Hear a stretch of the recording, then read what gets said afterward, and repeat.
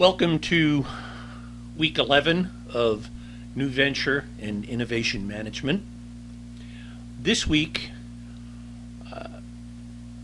having covered most of the basic topics, including last week international, but having covered most of the basic topics, we're going to look a little bit into expansion and growth of the business, and also into the concept of franchising, which is important from several aspects. In this module, Module 11A, we will look at growth and expansion. Here's the learning objectives, the reasons that companies pursue growth and how they can do it. And we'll talk about acquisitions and mergers, not from a large company perspective of putting together two giant companies and all the issues that involves, but from an entrepreneurial perspective, a small company perspective.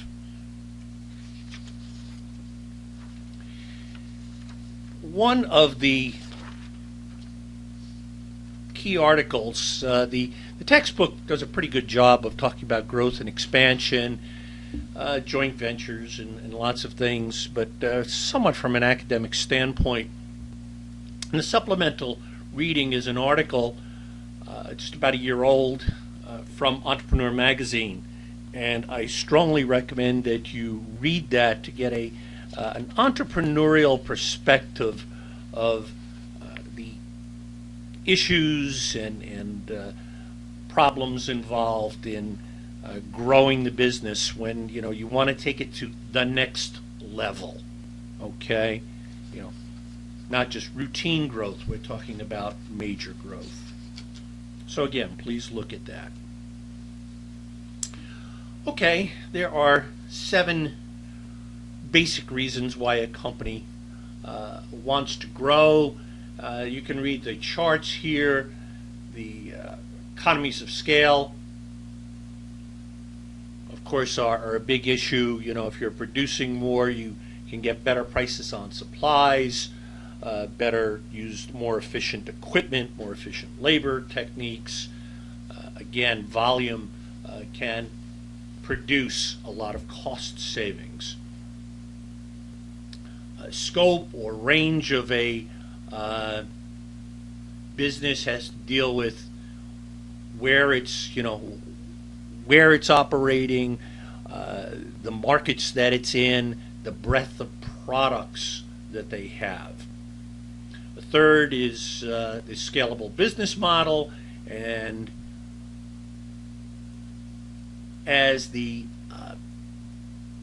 to increase revenues. All right, so that increased revenues cost less to deliver than current revenues, so you get better profit margins. And as it says, this is typically where you have a large upfront cost with small variable cost per unit. Think software companies. The cost of developing the software product, as we explored in prior modules, can be very high, but the per unit cost of producing and delivering that product after it's developed are minuscule. Some documentation maybe, and a CD. So it's very low cost. You may want to be a market leader. Develop a major brand name, become a brand leader. All right, you may want to set standards. Some companies have,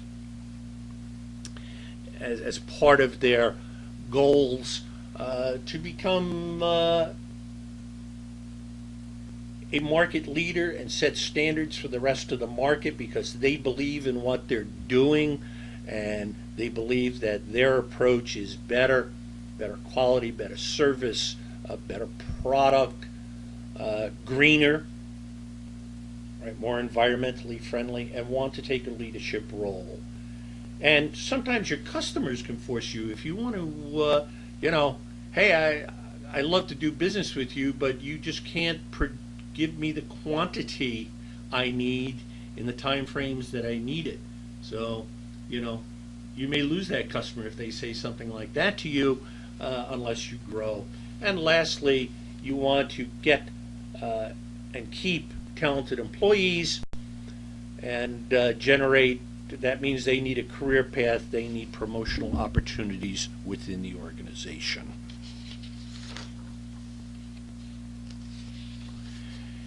Again, as a piece of supplemental reading, there's an article on eBay.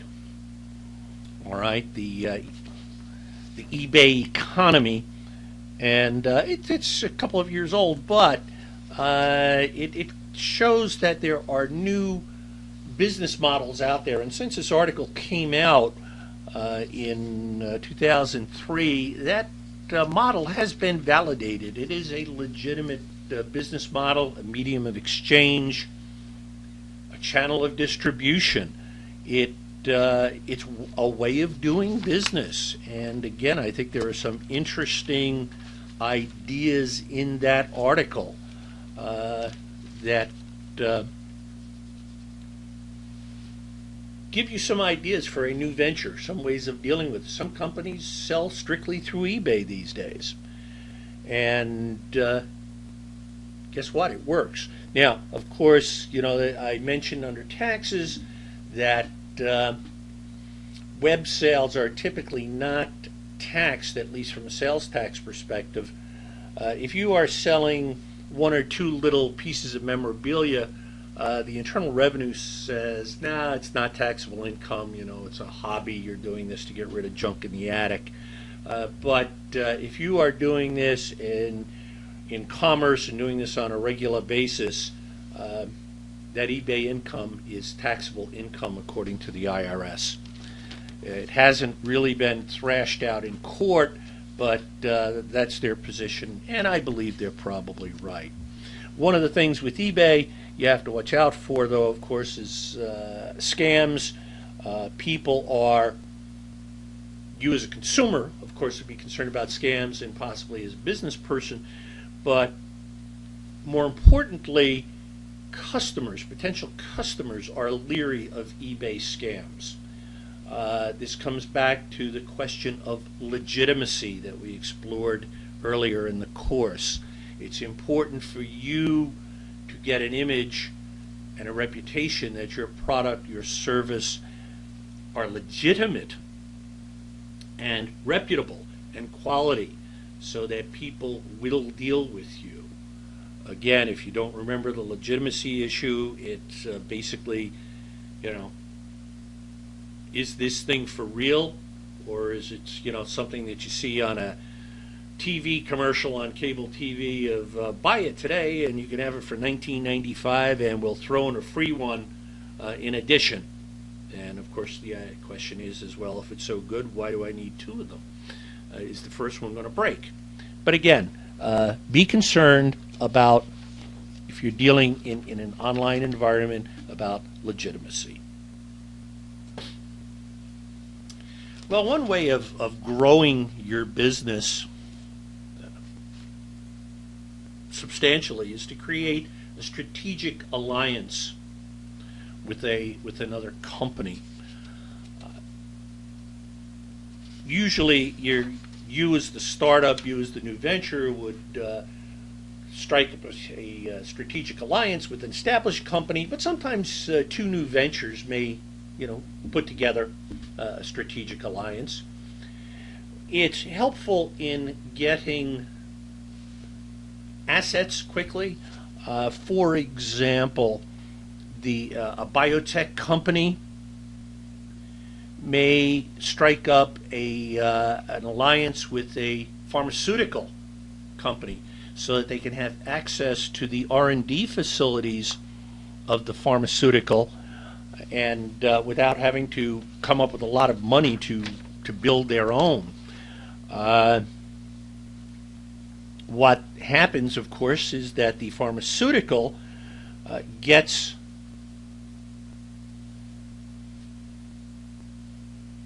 usually gets, there are exceptions, but usually gets some sort of rights to market, or right of first refusal is possible.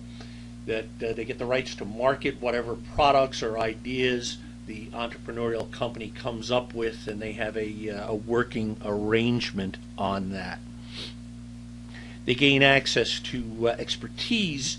Also, the pharmaceutical company gets access to the expertise of the people, the really high caliber people in this entrepreneurial startup.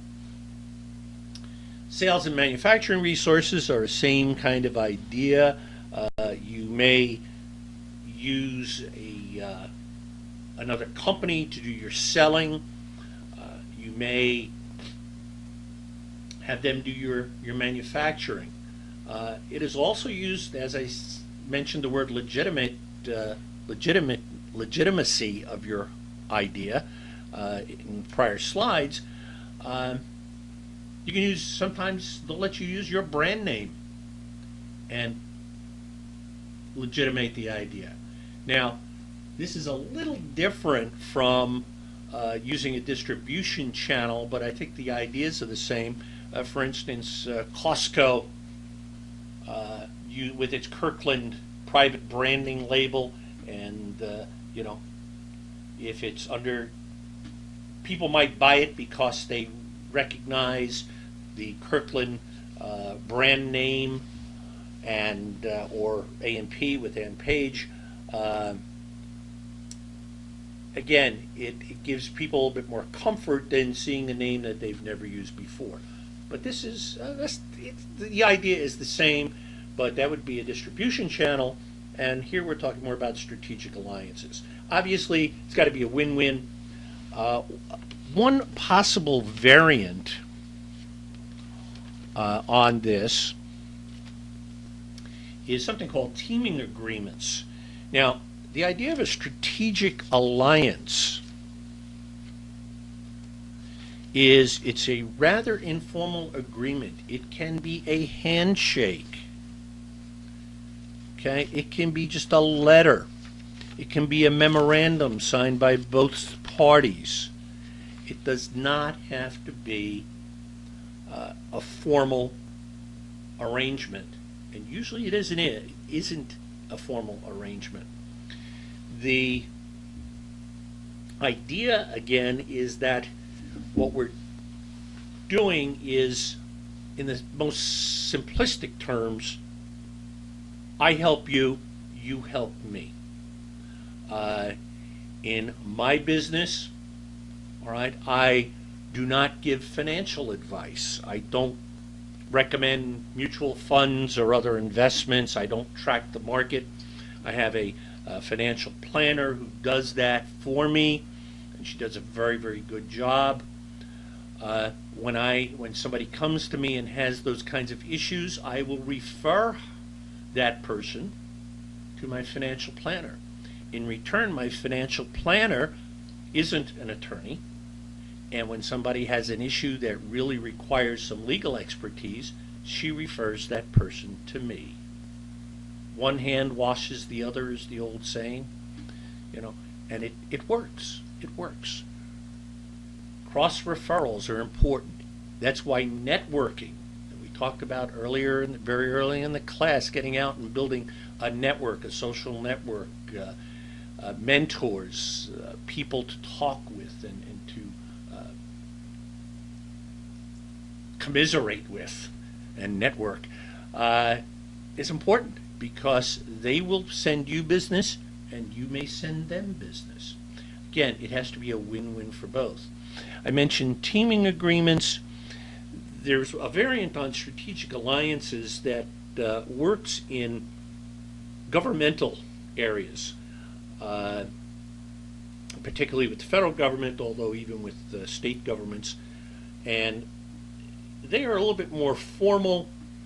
Typically, several contractors will team up and put together a team with various, each member contributing money, resources,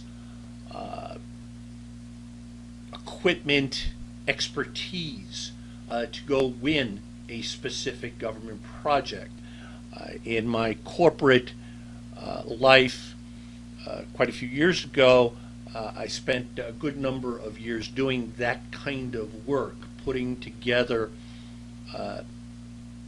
deals wherein at the time I worked for Digital Equipment Corporation, who's a computer manufacturer. You may remember with the VAX computers back through the 80s and 90s, and also the Alpha computers. They subsequently became part of Compaq, and which is now HP. But DEC, I would work with DEC, and we would work with contractors like Electronic Data Systems, Computer Sciences Corporation, Lockheed Martin, Boeing, all of them, mostly on military projects where we would team to, again, put together a team to win a specific job, win a specific project, big, military system, multi-million-dollar deal, and those were formal agreements, written, signed, committed to, and so forth. But again, you can do things on a more informal basis. I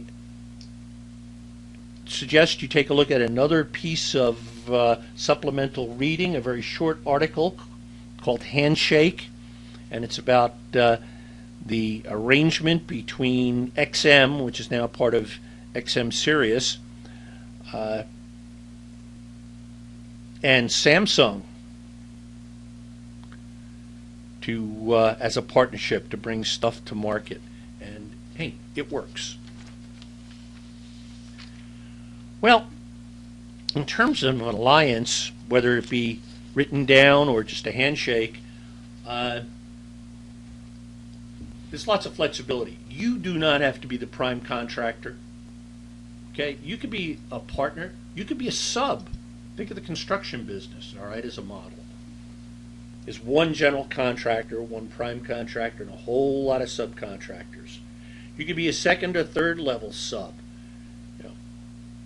Don't, and I think I used this term before, don't overdrive your headlights. Don't go faster. Don't bite off more than you can chew. Don't let your ego get in the way. And sometimes that's a real problem. And I ask you, if you don't understand that, to look back at Module 9A, where I talked about the dysfunctional CEO, with the big ego and not willing to listen to people.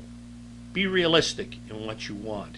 Be realistic in what you can do and what your value added is. And put together an alliance with somebody.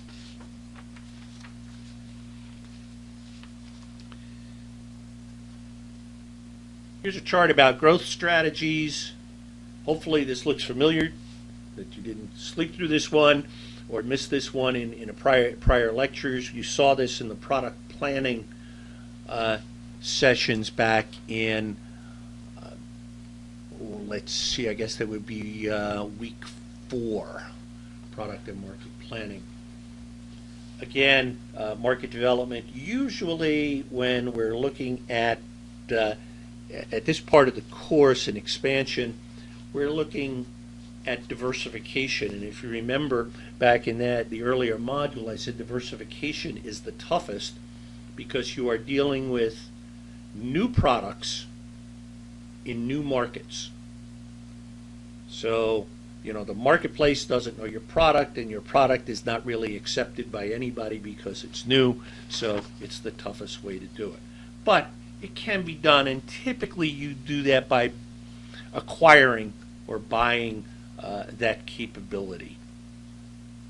Don't have to do it that way, but that's common. Another way of expanding is to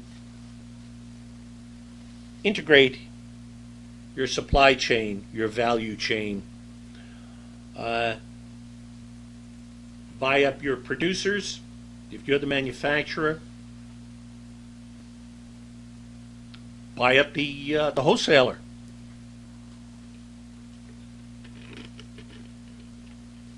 If you're the manufacturer, maybe you want to cut out the wholesaler and retailer. Maybe you want to be Walmart. Cut out the middleman. You're not the manufacturer typically, but you are the wholesaler. So you are the wholesaler and retailer dealing directly with the customers. Of course, you can go the other way. If you're the retailer, you can buy back up the chain and do your own manufacturing and things like that. Again, there are lots of courses out there in supply chain and value chain management, and I suggest, when you're looking to grow, you explore some of those topics that are, courses on their own. And of course, you have horizontal integration that we've been talking about, which means pulling together the various components, doing more manufacturing yourself, as opposed to outsourcing it. But again, you may or may not want to do that. When we talked about outsourcing last week, there are times when outsourcing makes sense. So you don't necessarily have to own everything. Okay, let's step back for a moment and see where we are. One of the questions in expanding is that you're going to need money. And we talked about this in sources of funds and in risk capital. But I'd like to take kind of a little example here and see if we can work this through. Let's assume that you, as the entrepreneur, need $100,000. You're a one-owner person. You own the whole company, okay? Whether it's a corporation or an LLC, and it should be one of those two because that's the easiest way to bring in investors. All right, partnerships, you would have to make them a full partner with all of the liabilities that we discussed in week 5. So again, my strong recommendation is if you are going to be in a position to bring in outside investors, do a corporation or a limited liability company. Obviously, if you're looking to do this outside of the United States, get some local expertise who understands, whether things like LLCs are available in that particular country. Okay, well, we found an investor who has $100,000, and they are going to invest. This is not a loan. Okay, going back to the finance piece, going back to sources of capital, this is not a loan. It's not something you pay back. They are investing this money in your company. They do not expect to get it back. They expect to make a profit on their investment. Okay? They may lose their investment. There is no guarantee that they're going to get paid. And all of the creditors stand ahead of them in line because those are debts that have to be repaid if at all possible. Well, the question is, how much of your business, what chunk of your business should you give the investor for his $100,000? Okay, let's take a look at that. Let's assume we've got a bricks and mortar type business, equipment, trucks, a building perhaps, but it doesn't have to be a building. But something with tangible assets. And those assets, the net worth, again, our balance sheet, assets minus liabilities, means that our owner's equity is $300K. Again, that's from week 3, the balance sheet, so you should know that. An extra $100,000 would make the net worth, okay, because the liabilities haven't gone up, this is an investment, would make the net worth $400K. Therefore, that $100K would be 25% of the expanded business, and arguably, you should give the investor 25% of the stock. For $100,000, that person, that investor, would own 25% of the company, and you would own 75% of the company. And usually you would be entitled to 75% of the profits, and the investor would get 25% of the profits.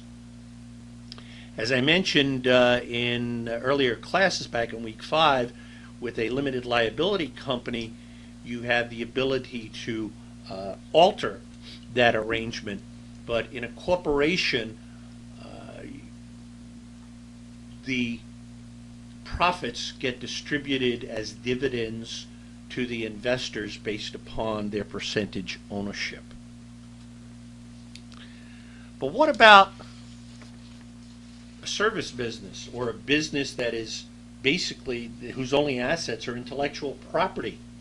And that is a very, very high percentage of the businesses these days. Most of the businesses, at least in the United States, their major asset, as I said in the IP piece, is intellectual property, not physical factories, equipment, and inventory. It's intellectual property of some sort. Okay? The first thing that you would want to do in that scenario would to do a due diligence review of the business plan. And when again, going back to funding the business and venture and risk capital, talk about a due diligence review taking probably about 90 days.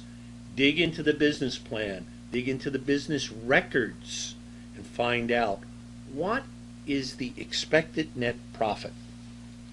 All right, let's assume, and this is going to vary from time to time. Right now, these rates aren't there. It's hard to get 4% from a bank. Return on equity, remember that from the ratios? Let's assume that our investor can get 4% return on equity from a bank. He takes his $100,000 and puts it into a long-term CD that earns interest at 4%. Okay? Or the investor could take that same $100,000 and invest it in a mutual fund, and in halfway decent times expect to earn 8% per year in income. All right, those are relatively safe. Obviously, the bank is the safest but lowest return. Mutual fund is a little bit riskier. Mutual funds can go down and have problems. So their expected rate of return is typically higher. You would hope to get a higher return because of that risk. Why should that investor invest in your company? Well, if the profits look pretty solid, the investor may want 10%, a little bit better than a mutual fund, because it's a little bit riskier than a mutual fund. And that would be $10,000 a year. If the profits are, if there's a risky business and the profits are shaky, potential profits are shaky, I, as an investor, may say, hey, to offset this risk and the possibility that I might get nothing, which is a very real possibility, I want to be relatively certain of 15% return on my money. And that translates on $100,000 into $15,000 a year. If our expected profit from the company is $45,000, that investor, in order to make $10,000 or $15,000 per year, may want a 22% or a 33% ownership in the company. Okay? Has nothing to do with the value of book value of assets and those kinds of questions. It's strictly on rate of return. Now, Some accountants will dispute this, and if some of you folks are in the finance area, you may say, "Hey, that's crazy." But as a practical matter, that's the way small businesses, investors who are looking at small businesses, take a look at things.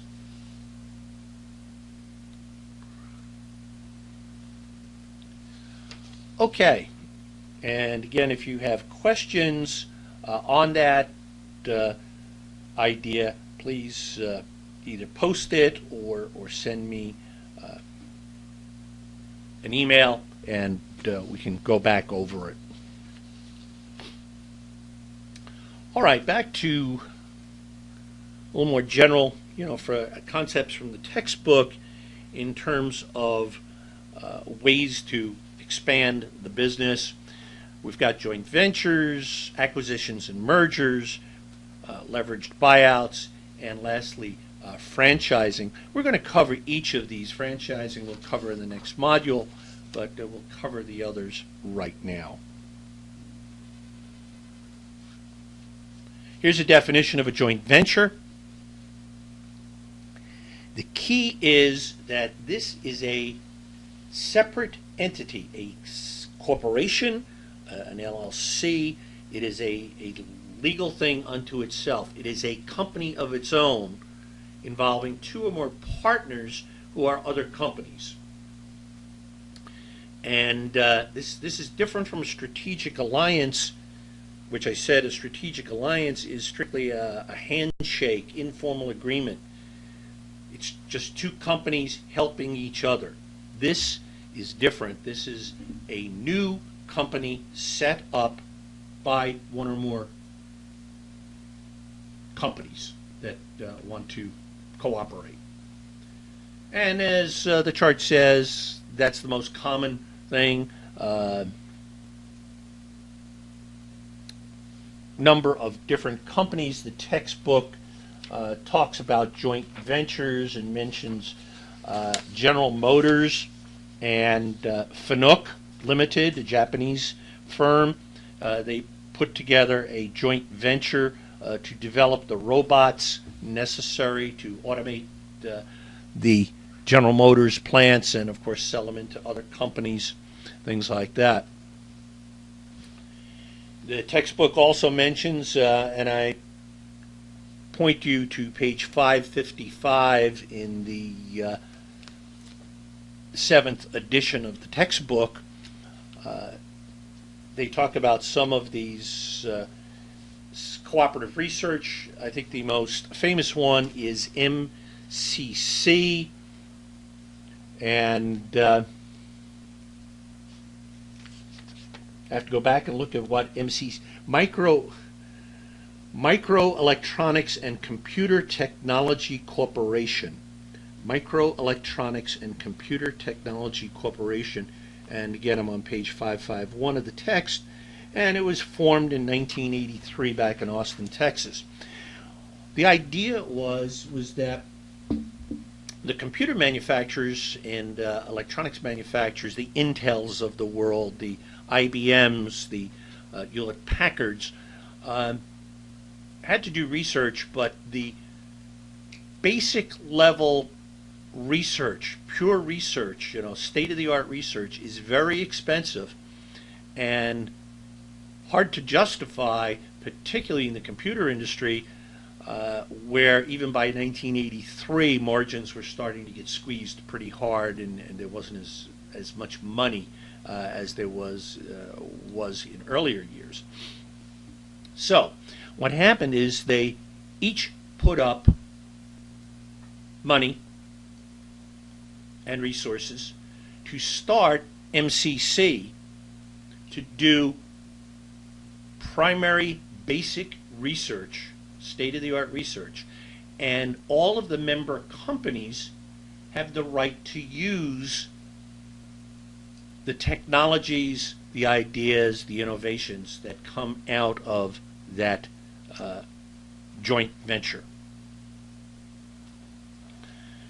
A very common type of joint venture is with universities. NJIT is very big on this, where Industry is looking for some new technology, some new innovation in a given area. Industry puts up the money, and the university puts up the research talent, the expertise, and frequently the laboratory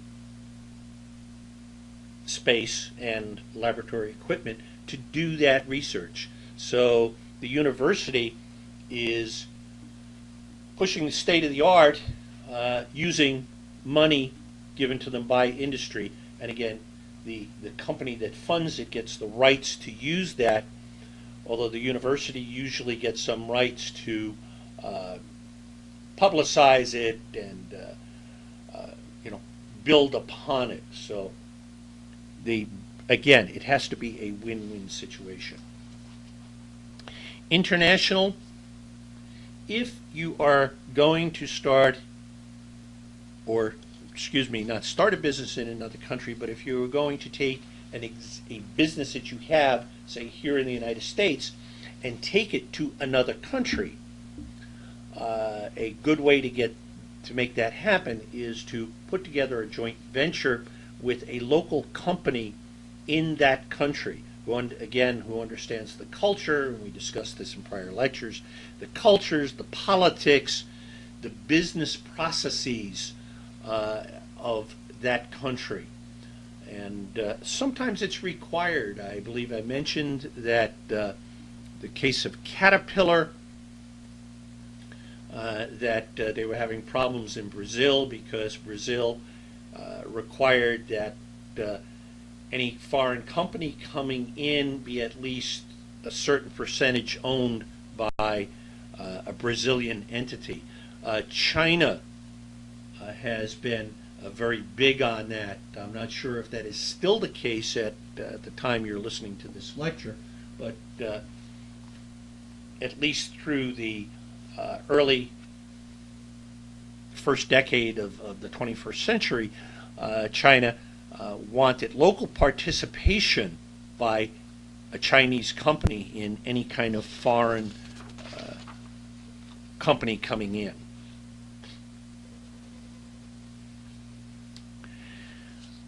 All right, besides joint ventures, you have acquisitions. An acquisition is where one company buys another company, and the company that is bought no longer exists. There are factors, and we're going to talk about these different factors of why buy another company and what's the advantages and disadvantages. But again, there are factors that you have to look at and weigh carefully. In terms of acquisitions, as I mentioned, Digital Equipment Corporation, or DEC as it was known, was acquired or bought by Compaq, and Compaq in turn was bought by Hewlett-Packard. Neither DEC nor Compaq exist as companies anymore. They are not on the stock exchange. Hewlett-Packard still uses the Compaq brand name, which they got as part of the acquisition, for a line of computers. From time to time, there's been question whether they're going to continue to use the Compaq brand name, but it is strictly just a brand name. It is not a company entity any longer. Mergers are very similar. In fact, I'm not sure I know the difference between a merger and an acquisition, at least on a small business level. The company that is bought typically likes to say, well, we merged with. Compaq says, we merged, or Compaq said, we merged with Hewlett-Packard. Hewlett-Packard said, we bought Compaq, we acquired Compaq. So it is in the, like beauty, it's in the eye of the beholder. Typically, however, mergers are more of equals as opposed to a big guy buying a little guy. All right. There are motivations, and I would point you to page 556 of the 7th edition of the text, for merger motivations. There's a chart there, figure 16.1, that just gives, maybe survival, it may be to protect your market, or to diversify, or to build. But again, there's some motivations. I would also like to point you to another piece of supplemental reading. Again, it's really just the chart. That's all I really want you to look at, is the chart out of Small Biz called Howdy Partner, and it gives a good summary of structures, ways of alliances, of doing various kinds of partnering structures, and what the pros and cons are. So please take a look at Howdy Partner. I think you'll find it interesting.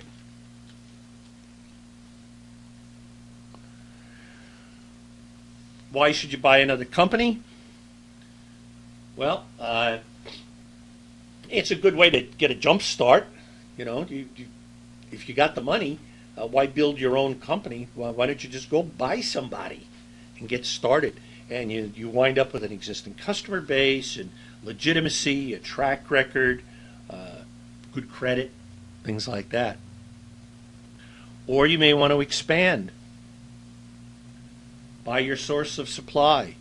Maybe you need the piece of the distribution chain. If you looked at that eBay article in supplemental reading for this week, eBay bought PayPal.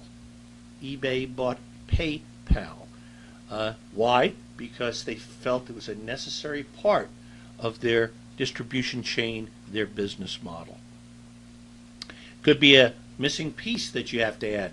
I believe in earlier lectures I mentioned FedEx Ground, when FedEx had to do something to counter UPS's move into their overnight air delivery. FedEx didn't have a ground component that UPS has been famous for years with its brown trucks. Years, decades. Well, they could have built their own, but again, what did they do? They went out and bought roadway package service from Roadway Trucking, and RPS became the ground component known as FedEx Ground.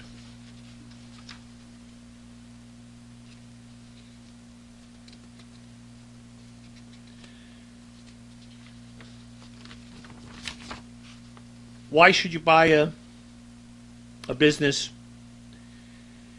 Well, there are pluses and minuses. Here they are. You're getting an established business with procedures and processes, location. It's cheaper than building your own, as we just talked about with FedEx. You probably pay it off over a longer period of time. You've got existing employees that are, good. However, it's going to cost. It may cost more than building it. You may be buying it at a premium, and the question is it overvalued? It could be a loser. The bottom right corner, I guess, is the bottom line. If this business is so great, why is it being sold? If the owner is retiring and nobody in the company wants to take it over, maybe that's a good reason. But if it's such a great business, why doesn't the existing management team take over the business and move forward? Also, one of the things is above that are the employees. But their slavery isn't legal in the United States since the Civil War, and you can't keep the employees. If they want to leave, they're going to leave, and there's no way you can stop them. However, what you can do is you can get management sometimes to stay, the key people, key executives, people who own the company. You can build into the purchase agreement that it's contingent upon the key executives or certain key people, certain key executives, officers, not employees, staying, and for a certain length of time to transition over to train people and things like that. Typically that's your upper managers, upper level managers. The average working employee, you really can't do that with.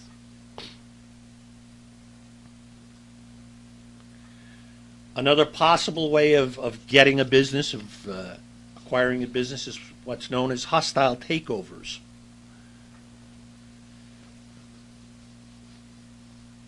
Usually a hostile takeover involves a situation where the company has a low return, a low profitability on their assets. All right? Or a scenario where the company may be relatively healthy, but the stock price is low, where there's low debt to equity. And the stockholders may be institutions, mutual funds, banks, insurance companies, things like that. We're talking about publicly owned companies now, typically in a hostile takeover. In fact, I don't think you could do it. No, really, you can't do a hostile takeover in a private company. It'd be very, very difficult. But publicly owned, publicly traded, as we'll talk about in next week, week 12, public companies, again, a little bit more vulnerable. Again, if the stockholders are mostly institutions, they could care less about your company. They're just looking at how much money they're making for their mutual fund or for their bank or investment holders. If you are a fan of movies, old movies, think Pretty Woman with Richard Gere.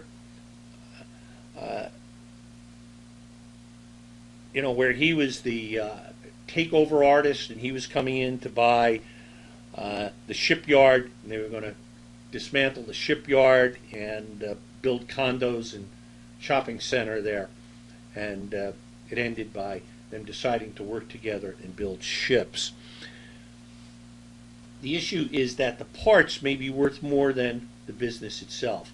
Small airlines are a good example, where the airline may be unprofitable or minimally profitable, but its gate rights, its routes, its aircraft might be sold off. Of course, you put the company out of business and get rid of all these employees and dismantle the carcass of the company. But if you're ruthless and that's what you want to do, people do it. People do it.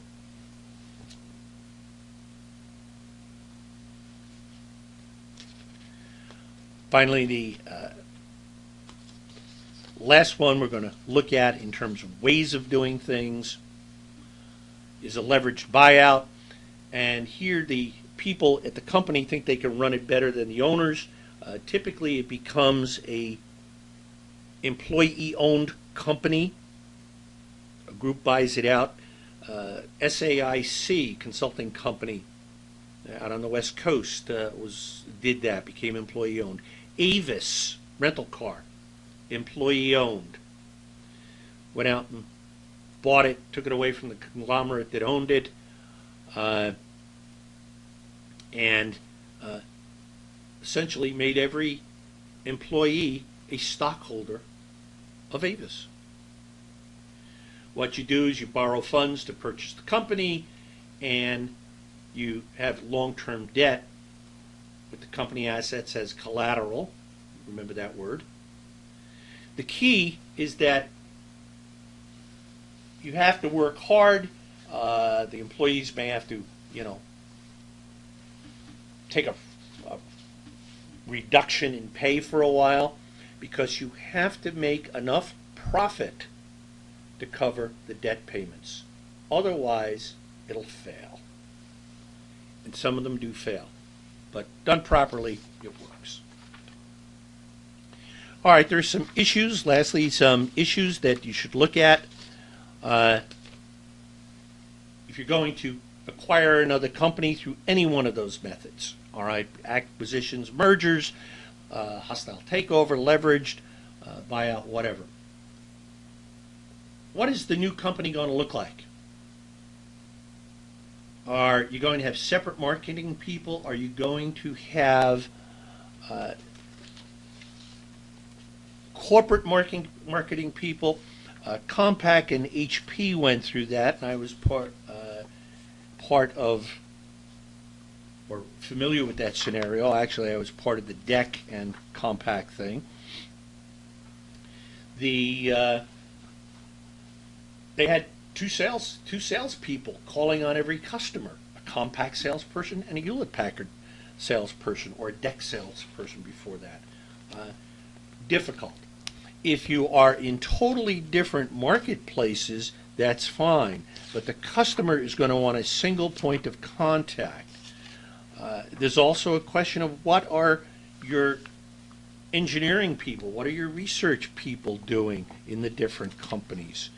How do they interrelate? How do you get some synergy between them? You know, you typically do not want to run this as two separate companies. It's a major problem. I am looking, here we are. Invacare. In the 7th edition, take a look at back in chapter 4, which is the international chapter, opening profile on Malachi Mixon III and Invacare and some of the issues that they went through in terms of putting together various pieces of the company. You also have to look at the cultural differences. Sometimes that can be a killer.